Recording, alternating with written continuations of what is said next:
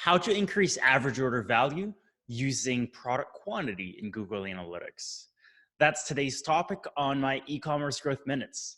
I'm Raphael Paulin-Daigle. I'm the founder and CEO of SplitBase, a conversion optimization and growth agency for direct-to-consumer e-commerce brands. So you want to increase your average order value because increasing conversions is great, but increasing average order value is also pretty awesome. So there's a lot of ways of doing this.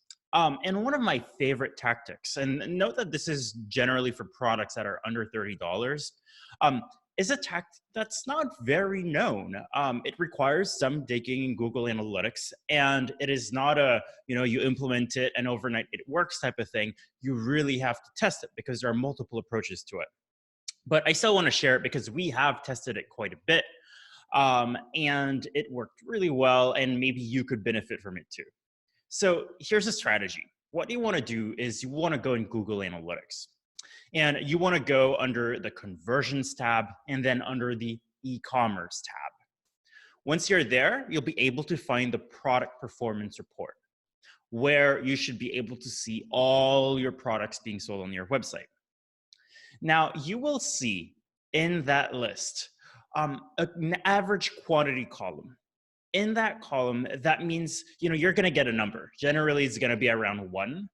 But this is the average quantity of that product that is bought in one transaction, on average.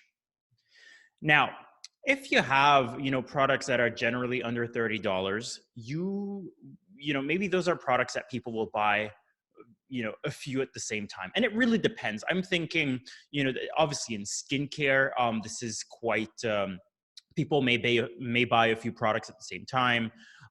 If you're selling maybe, I don't know, paint brushes, things like that, things that it's easy to buy in larger quantities, well, what you'll see is that you'll see that number being probably closer to 2 if most people buy, 2 products at the same time. So the whole strategy is about capitalizing on that.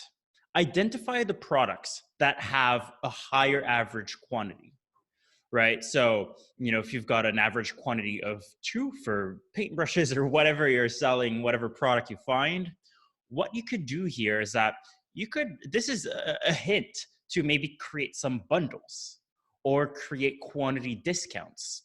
Think about what's happening. You've got a certain product, people are buying more than one at the same time. So what can you do to encourage more people to buy more than one at the same time, thus helping you increase average order value?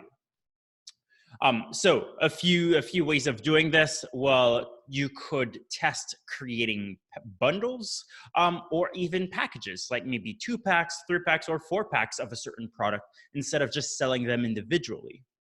The benefit of doing that is that the more you sell at the same time, well, the more you're reducing your cost for shipping because you won't have to ship it twice, it's all going to be in the same order, and obviously increasing average order value.